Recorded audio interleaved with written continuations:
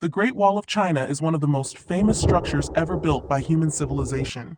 Stretching across mountains, deserts, grasslands, and valleys, it stands as a symbol of China's strength, determination, and rich history.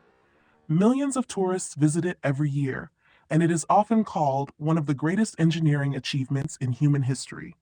But many people know only a small part of its story. The Great Wall was not built in a single day, a single year, or even a single century. It took more than 2,000 years of construction, reconstruction, and expansion.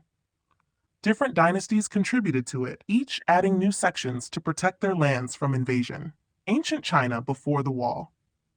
To understand why the Great Wall was built, we must first travel back more than 2,500 years. Ancient China was not a single unified nation. Instead, it was divided into many kingdoms and states that constantly competed for power. This period became known as the Warring States period. The states fought one another for land, resources, and influence. Military conflicts were common, and rulers sought ways to protect their territories. At the same time, nomadic tribes lived north of these agricultural states. Unlike settled farmers, these groups moved across grasslands with their animals. They were skilled horse riders and often launched raids into Chinese territories. To defend themselves, various Chinese states began constructing walls made from earth, wood, and stone. These early walls were separate structures built independently by different kingdoms. These were the first foundations of what would eventually become the Great Wall. The rise of Qin Shi Huang. In 221 BCE, a major transformation occurred.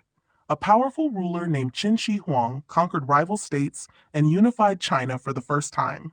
He became China's first emperor and established the Qin Dynasty.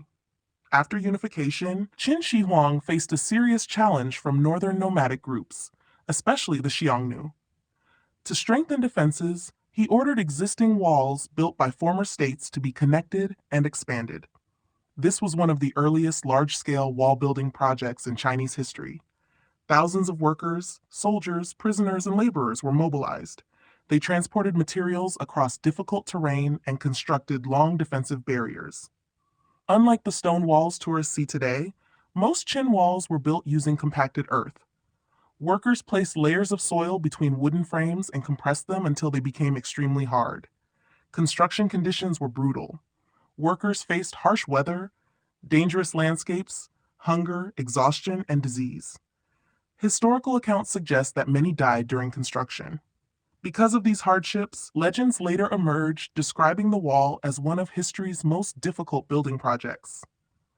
Although much of the Qin-era wall has disappeared over time, Qin Shi Huang's efforts established the concept of a continuous northern defense system.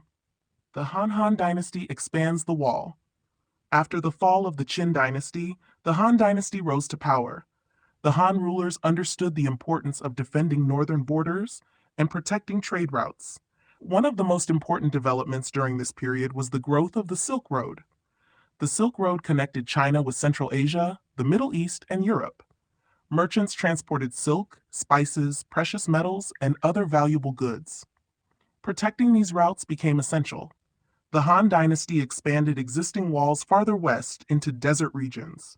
Watchtowers and military outposts were established along strategic locations. These towers served multiple purposes. They provided observation points, communication centers, and defensive positions. Soldiers stationed in towers used smoke signals during the day and fire signals at night to communicate enemy movements. Messages could travel hundreds of kilometers surprisingly quickly through this system. The Han Dynasty transformed the wall into more than a simple barrier. It became part of a vast military network designed to secure China's frontiers and trade routes. Life along the wall.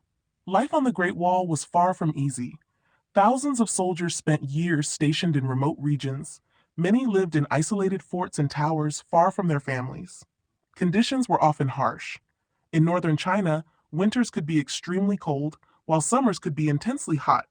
Food supplies sometimes arrived late, and soldiers faced constant threats from raids and attacks. Despite these challenges, military communities developed around the wall.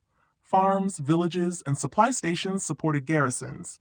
Communication systems connected distant regions and helped maintain security. For many soldiers, guarding the wall became a lifelong responsibility. Legends and myths.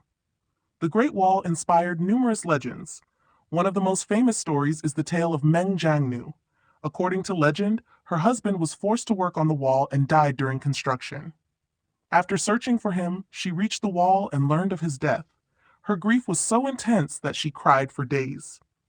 The story says part of the wall collapsed, revealing her husband's remains. Although the tale is mythical, it symbolizes the suffering endured by countless laborers. Such stories became an important part of Chinese cultural heritage. The Wall. During the medieval period, following the Han Dynasty, China entered periods of division and reunification. Different dynasties rose and fell. Some rulers maintained portions of the wall, while others focused on different military strategies. During these centuries, parts of the wall deteriorated due to weather, neglect, and warfare. At times, powerful nomadic groups established their own states and even ruled parts of China. The role and importance of the wall changed depending on political circumstances. Nevertheless, the concept of defending northern borders remained significant. The Mongol Challenge. One of the greatest challenges came from the Mongols. Under the leadership of Genghis Khan, Mongol forces expanded rapidly across Asia. Their armies were highly mobile and exceptionally skilled. Despite existing defenses, Mongol armies eventually crossed northern barriers and conquered large portions of China. In 1271, the Mongol-led Yuan dynasty was established. This demonstrated an important lesson. Walls alone could not guarantee security. Military organization, political stability, and effective leadership were equally important. During the Yuan dynasty, wall construction became less significant because the rulers themselves originated from the north. The Ming Dynasty rebuilds the Great Wall. The most famous sections of the Great Wall visible today were built during the Ming Dynasty. After the fall of the Yuan dynasty in 1368, Chinese rulers sought stronger defenses against northern threats. The Ming emperors invested enormous resources into rebuilding and expanding the wall. This period produced the impressive stone and brick structures now associated with the Great Wall. Engineers designed stronger fortifications. Walls became taller and wider. Watchtowers were constructed at regular intervals. Fortresses guarded key mountain passes. Construction materials included stone blocks, bricks, lime mortar, and compacted earth. Building such structures in mountainous terrain required extraordinary effort. Workers transported materials over steep slopes using animals, carts, and human labor. In some regions, stones were cut directly from nearby mountains. The Ming Wall stretched across thousands of kilometers and represented one of the largest construction projects in world history. Engineering marvel, the Great Wall's engineering achievements remain remarkable even today. Different regions required different construction methods. In deserts, builders used compacted sand and gravel. In mountain regions, they used stone. Near population centers, bricks became common. The wall was carefully adapted to local geography. Instead of forcing straight lines across landscapes, builders followed mountain ridges and natural barriers. This improved defensive effectiveness. Watchtowers allowed surveillance over long distances. Signal towers enabled rapid communication. Fortresses protected critical routes. Together, these elements formed an integrated defensive network.